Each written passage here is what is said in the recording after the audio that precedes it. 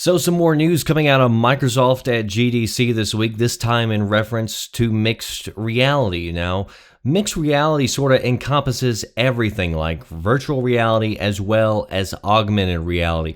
Here's a quick demonstration that shows you exactly what mixed reality can do. Here we have a real office, populated with real things. Let's now adjust reality by adding virtual objects to this physical space. Notice how these objects are aware of the real surfaces in the office. Next, let's replace the real person with an avatar. This allows her to be present even though she is not physically in the room. Now let's adjust the environment itself and make it virtual. Notice how the virtual objects and avatar continue to persist.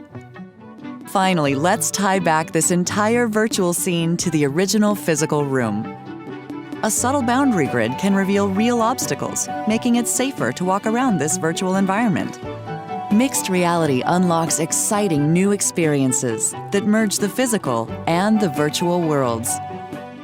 So hopefully that makes a little bit more sense to you as far as what we're talking about. So up until now, Microsoft has mainly talked about HoloLens, their own headset that can display this sort of stuff, which when they show it off in demos, I mean, it definitely looks like something that could truly be next gen. It looks revolutionary, it looks futuristic, all that. But we do know that it does have some limits. Something that the media has often complained about is its field of view is pretty limited. So Microsoft was expected to come out with the second generation of HoloLens this year. Normally the second generation is a usually less expensive sort of device, and then the third generation is where they implement new upgrades, offer new experiences.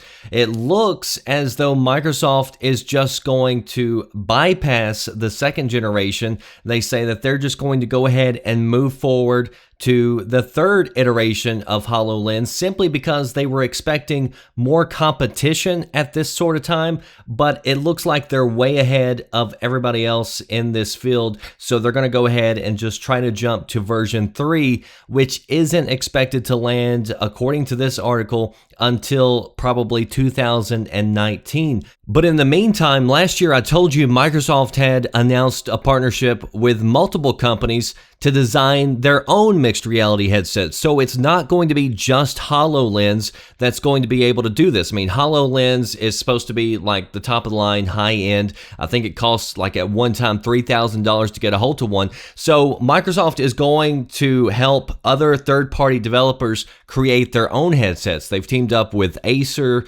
Asus, Dell, HP, Lenovo, and more. And these headsets are going to range all the way down from $300 and up. And starting this month, they're shipping out the Acer Development Edition headset out to creators so they can start developing software for this.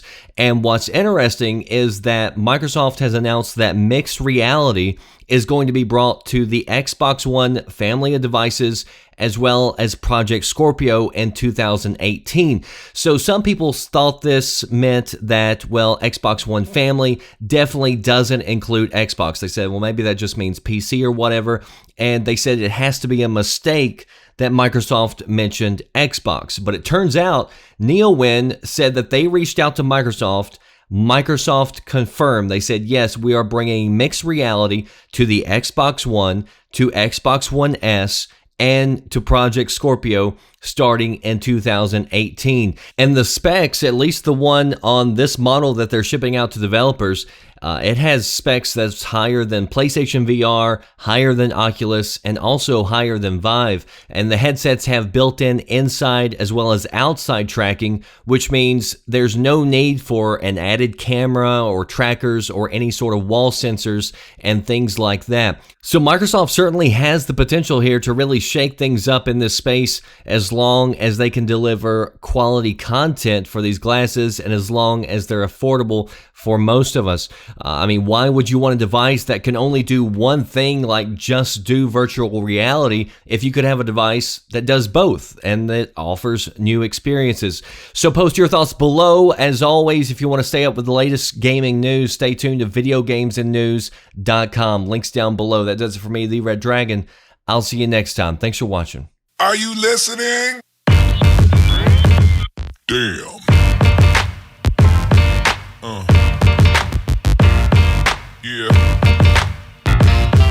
Uh.